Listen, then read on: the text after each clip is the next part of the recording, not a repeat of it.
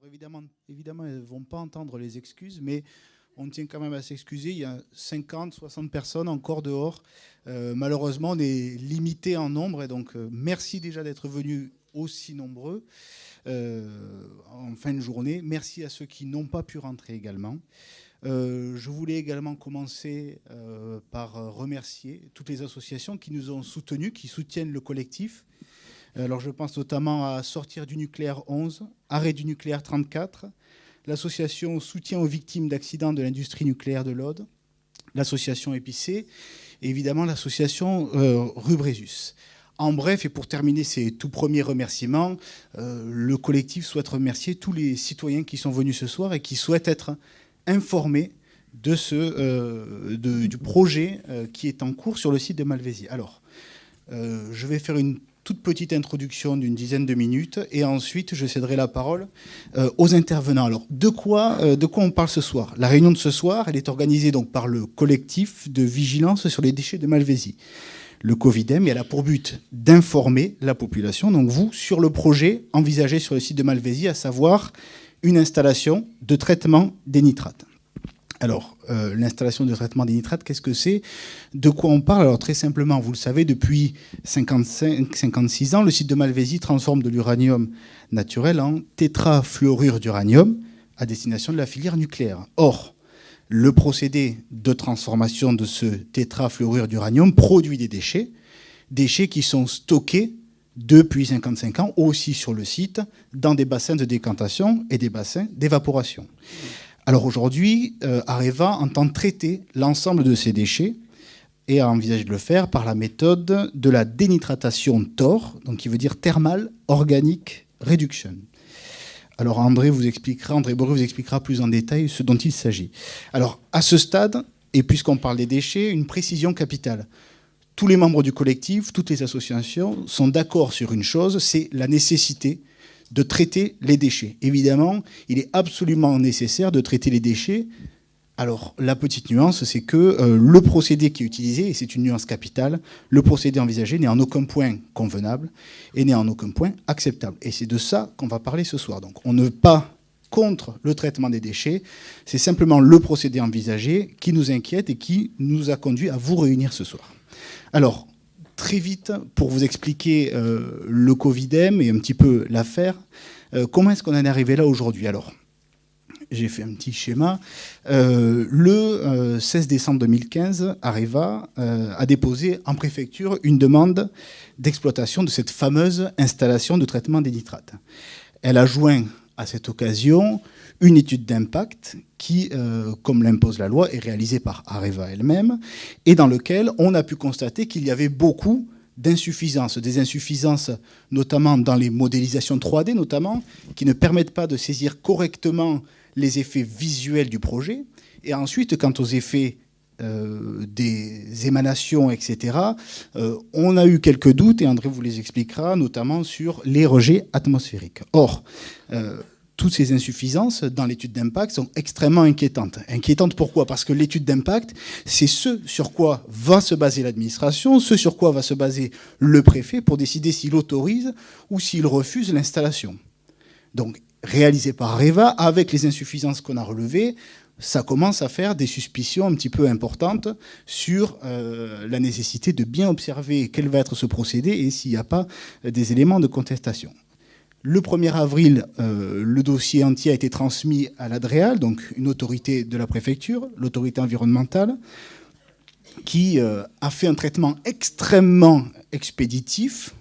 En moins d'un mois, elle a traité le dossier, a donné un avis favorable. L'avis tient en 4 pages. On se demande si elle a vraiment pris le temps de regarder dans le détail toutes les données de ce projet extrêmement complexe. Extrêmement complexe. Si vous voulez essayer de récupérer notamment l'étude d'impact, c'est un dossier extrêmement volumineux. Alors, jusque-là, seule l'administration avait été un petit peu saisie de ces questions-là. Et c'est au moment de l'enquête publique que, notamment, à travers l'association Rubrésus et à travers André Bourré, on a pu relever les éléments qui posent souci et qui nous posent souci aujourd'hui avec ce procédé de traitement des nitrates. Alors, c'est là que ça devient assez intéressant et c'est là que l'opposition à ce projet a commencé à se former. Alors, première opposition à ce procédé, il a été consigné dans le rapport d'enquête publique qui est disponible pour tout le monde. Et donc, vous pourrez constater la première action de Rubézius sur ce point-là. Deuxième chose, on a constaté que très peu de personnes s'étaient déplacées. Donc, vu l'ampleur du projet, le danger potentiel qu'il représente et le peu de personnes déplacées, il était nécessaire d'alerter plus amplement la population. À partir de ce moment-là, l'association Rubrésius a créé un rapport détaillé des impacts environnementaux qui est disponible sur Internet et qui retrace toutes les incertitudes sur ce procédé. Donc, c'est la phase que vous voyez là-bas, réalisation d'études. Donc, s'en est suivi au mois de décembre tout un tas d'autres études. Alors évidemment, communication de toutes ces études au préfet, rapport sous-préfet, à l'ADRAC, au monument historique, à Voies navigables de France, au parc naturel régional, ainsi qu'à tous les élus, qui ont commencé un petit peu à saisir la problématique.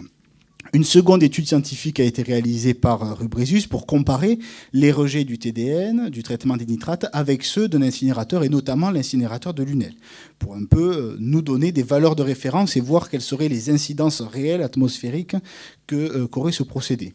On a également réalisé une étude juridique qui l'a portée sur la procédure. Pourquoi ? Parce que toute cette procédure est très strictement encadré, et on a pu relever d'une part des insuffisances et pire encore des irrégularités, c'est-à-dire que sur certains points, la procédure n'a pas été respectée. Sur certains points, la procédure n'a pas été respectée. Rien que de ce fait, la potentielle autorisation d'exploitation est menacée d'être annulée.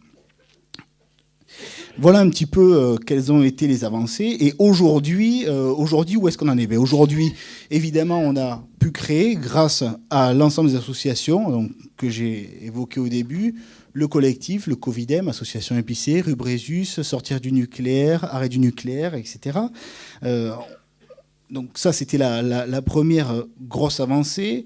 Rubrésius a également été invité au CODERST par le préfet, c'est-à-dire un comité qui va statuer avant le préfet, qui va donner un avis sur le projet environnemental, qui permettra de guider un peu le choix du préfet, mais ça arrive en toute fin de procédure. Donc c'est pour ça que c'est extrêmement important qu'aujourd'hui, on continue d'informer la population et les élus. Deuxième grosse avancée, ça a été la rencontre des élus, notamment Marie-Hélène Fabre, mais aussi Didier Codorniou, qui nous a reçus en début de semaine, qui a compris tout l'enjeu qu'il y avait, autant sur le plan de la santé que sur le plan du tourisme, et qui va convoquer très bientôt une réunion de l'ensemble des élus du Grand Narbonne. Donc on est évidemment entendu sur ce point-là.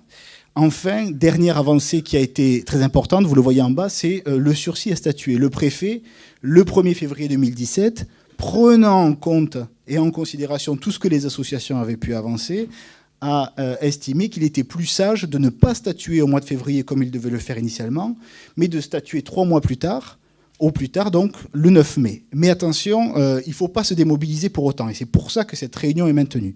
Pourquoi ? Parce qu'il s'agit d'abord simplement d'un sursis à statuer, c'est-à-dire qu'il ne statue pas aujourd'hui le préfet, mais d'ici le 9 mai au plus tard, donc ça peut intervenir avant, il aura statué.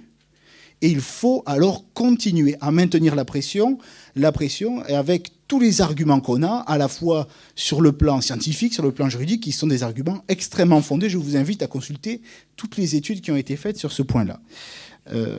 Évidemment, si on devait en arriver jusqu'à l'autorisation d'exploitation, les risques encourus, ils vont vous être exposés, seraient relativement importants. C'est pour ça qu'on a besoin de tout le monde, même de ceux qui sont restés dehors, pour continuer à mener l'action et à expliquer et à relever le problème qui se passe en ce moment, ou le problème que présente le projet envisagé. Alors, voilà donc très brièvement un petit peu les actions menées, comment est-ce qu'on est arrivé là, et comment est-ce que ce collectif s'est fondé. Alors, pour information, vous pourrez également nous contacter, on vous donnera le mail, vous pourrez nous rejoindre, vous êtes les bienvenus. Quelques éléments qui nous regroupent dans ce collectif, c'est évidemment le refus du projet de traitement des nitrates tel qu'il est envisagé. C'est la vigilance pour tout projet de gestion des déchets actuel et à venir. C'est également l'analyse de l'impact qu'auront tous ces différents projets actuels et à venir et l'information toujours de la population sur ce point-là. Voilà quel est le but du collectif. Voilà pourquoi on vous réunit pour la première fois ce soir pour vous parler du traitement des nitrates. Et évidemment, je pense qu'on aura d'autres occasions de se rencontrer et j'espère que ça sera pour vous donner des bonnes nouvelles en matière de traitement des déchets. Alors, 2 présentations vont se succéder. D'abord, la présentation d'André Bory, qui va vous parler du procédé TDN un peu plus en détail et vous exposer les rejets atmosphériques. Et ensuite, la présentation de Marielle Gerber, qui va vous présenter les risques sanitaires du projet. Vous pourrez intervenir à la fin de ces 2 interventions, soit pour poser des questions, soit pour soulever des points qui vous paraîtraient flous ou sur lesquels vous voulez qu'on revienne pour insister un petit peu dessus. Voilà, donc je cède la parole à André Bory et je vous remercie.